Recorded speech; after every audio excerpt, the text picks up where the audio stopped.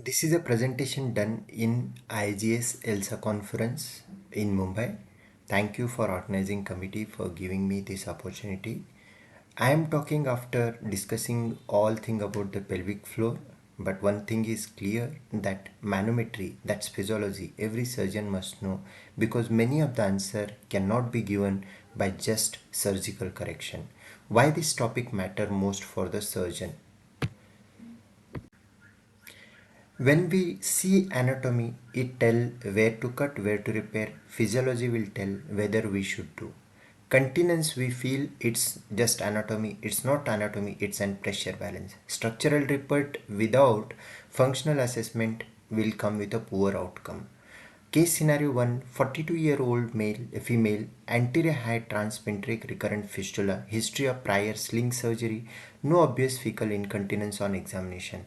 But surprisingly, as she has been complex patient, we subjected for anal manometry and there is no obvious a sphincter contraction. We can see weak and poor sphincter with poor tone we can appreciate across the anorectal manometry. So if this patient has been directly taken for the surgery, she was overcompensating her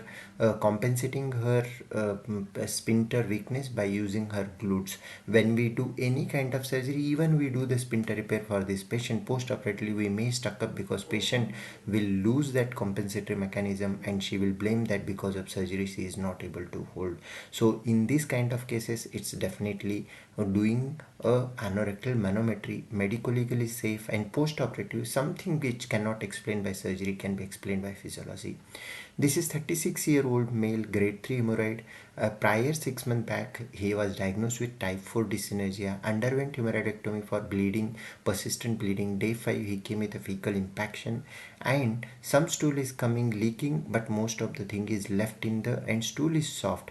And clinically surgical complication or physiology which is unaddressed, which is coming with a trouble, I think that question will remain in our mind. In that scenario, if I am not diagnosed prior, it would have been trouble because type 4 dyssynergia has a weak push pressure and sphincter doesn't relax properly, internal sphincter doesn't relax properly also. As we have done pre-operative manometry, we know that weak sphincter pressure, we added some prokinetic which has helped him and planning for biofeedback after few weeks of complete recovery. Manometry going to help surgeon predict the incontinence risk, identify the functional outlet obstruction, avoid unnecessary sphincter division, assess the readiness for the stoma reversal after doing ultralight, diagnose dyssynergic defecation. Manometry does not replace surgery. It tells whether surgery will succeed or you will land into a post-operative functional bad outcome where you are not able to explain to the patient what's happening because only understanding anatomy, cutting and repairing the anatomy is not going to give outcome because patient want physiological correction. When surgeon ordered the manometry to evaluate the refractory constipation, evaluation of incontinence, functional anorectal pain syndrome, facilitation of the biofeedback training. But as a surgeon, these are all not that great important because it is gastro OPD, but pre-operative risk stratification prior to ODS, if you are not done, failure of surgery is likely.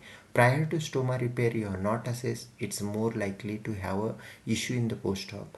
Prior to sphincter cutting in high risk complicated fistula patient, definitely should do for medical legal aspect. Prior to LIS in a borderline patient like multiparous woman, because whether this LIS is going to solve her issue fissure, we don't know. Post obstetric injury assessment definitely should be done. Already a fertile female had been screwed up by obstetric injury and you are repairing and you are not going to gain because it's not always muscle. If suppose nerve is injured, muscle defect can be repaired, but patient will not have functional outcome because the rest has to be assessed. Anal manometry is simply way to objectively measure anal sphincter physiology, which we need to do it. Manometry can be conventional where we see the line tracing, a high resolution manometry where we see the pressure topography, and that is most commonly done nowadays by using the water perfuse system. 3D anorectal manometry, which is circumferential pressure. We feel overwhelmed, the color as good as in the black and white MRI. Cool color blue and green indicate the low pressure. Warm color red and yellow indicate high pressure.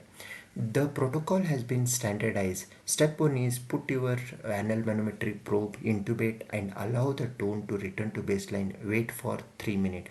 That is step 1. Very standard steps for manometry has been recommended by IAP guideline. International Physiology Anorectal Physiologist guideline. So once we have stabilized, then question comes the next to assess a resting pressure. So in that, what actually the physiologist or gastroenterologist, a gastrophysiologist, what they do is they have given 3 minute rest. So by handling up the anus, the muscle flickers or muscle tone has been disturbed, that will go off.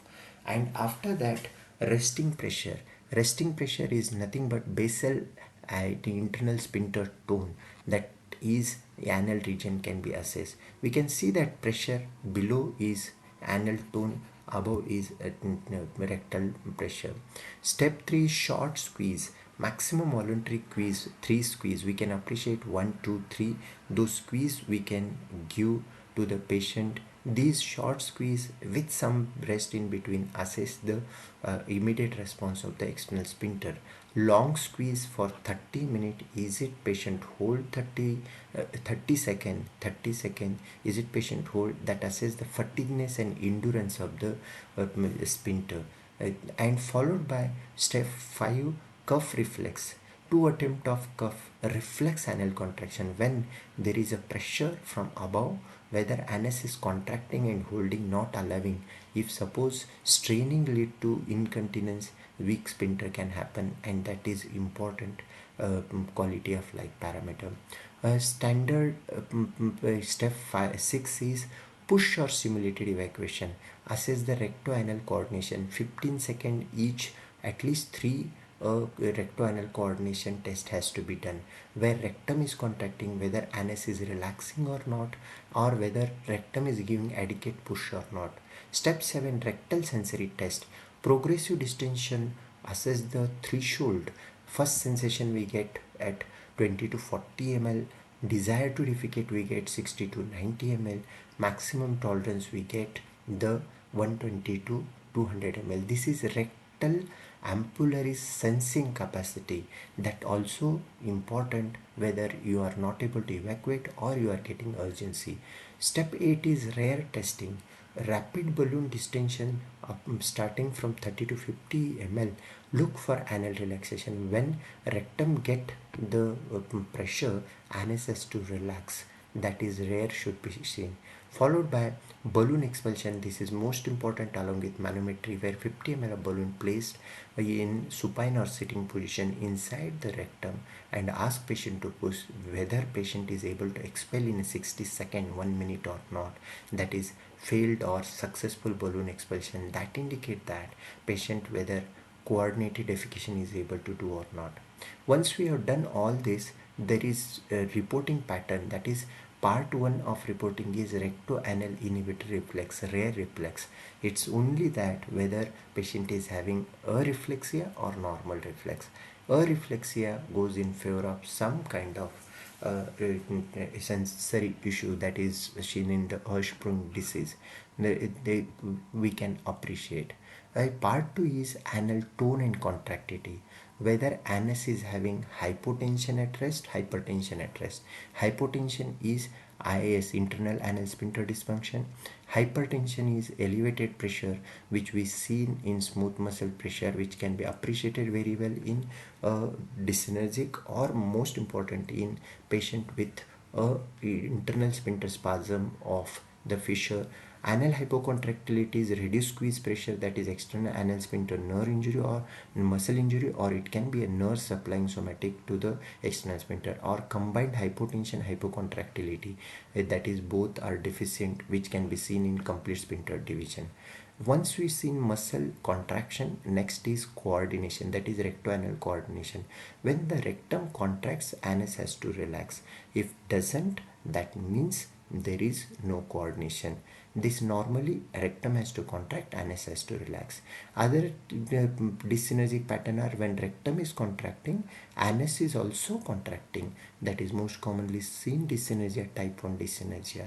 And when rectum is not able to push, but anus is not anus is contracting, that is type 2 dyssynergia. Rectum is able to contract but anus is not relaxing, and rectum is not able to push and anus is not relaxing, that is type 4 dyssynergia. Basically the component of whether rectum is contracting or not, that is a one component. Whether anus is contracting, that is a paradoxical contraction, can be seen in type 1, type 3. Anus non-relaxation seen in type 2, type 4, we can see in the patient. Those are the things actually needed.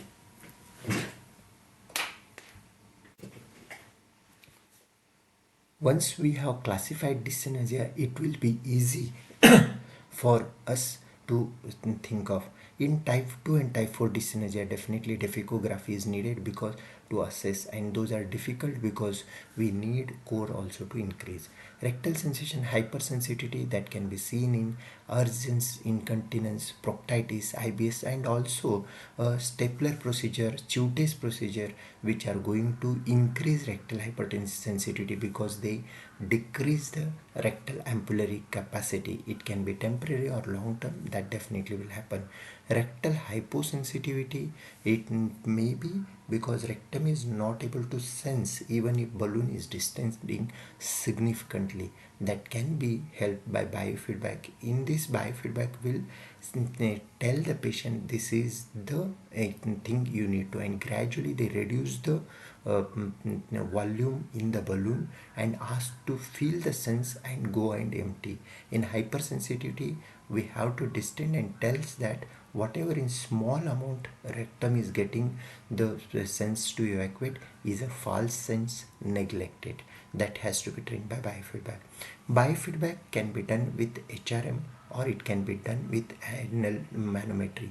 In anal manometry, what actually done is the vertical cylinder is about the rectum, horizontal circle is about the anus. If we explain to the patient that watch in this, and patient is looking towards the screen, what is happening in a vertical cylinder or in a circular pattern, we have three phases where phase 1 is focus only on anal relaxation, phase 2 is rectal contraction, phase 3 is coordination.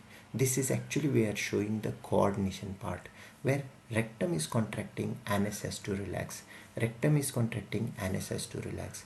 Once we are able to do all these three phases, if there is a rectum is not contracting, we need to add the core strengthening exercise, we need to add the rectal stimulation by the physiotherapist. Lot of things will be needed. Only the patient who are coming with particular paradoxical contraction are definitely will benefit more by the biofeedback. At the same time, if patient is having the rectocele or going for any kind of surgery, if paradoxical contraction is there, if we don't train to relax mindfully, that patient will be headache in the post-op. Even the most of the literature what has been talking about the only technical advancement in case of our rectal prolapse, that has to see the what is the paradoxical relaxation is done or not. To conclude, as a surgeon, we train to correct the structure, but physiology determines the outcome. Being colorectal surgeon, we need to wisely understand the physiology in better way. Anorectal manometry does not replace clinical judgment, but doing it refine your surgical decision making. So should do it. It define the underlying pathology, pathophysiology, just not the visible symptom. We may measure, we should measure before we modify the anal anatomy. If we fail to do this, we will land in disaster. The big question mark patient will ask, we don't have the answer. We should wisely choose before modifying the anatomy. Let it be suturing, let it be cutting. We should understand the physiology. It improves the precision of the anorectal surgery. It's improve your precision and definitely it will improve your physiological anatomical outcome. Should vouch for it. Understanding physiology. And about this physiology, we have written very nice chapter in this RAMS minimal invasive access surgery, fifth part, special edition on benign proctology, under guidance of Dr. Kushal Mittal sir. Read our topic modern concept in anorectal physiology and motility disorder, which will give a lot of insight. We really enjoyed writing this chapter because this is important for the surgeon to understand. Thank you, and let me know your feedback about the book chapter. Thank you.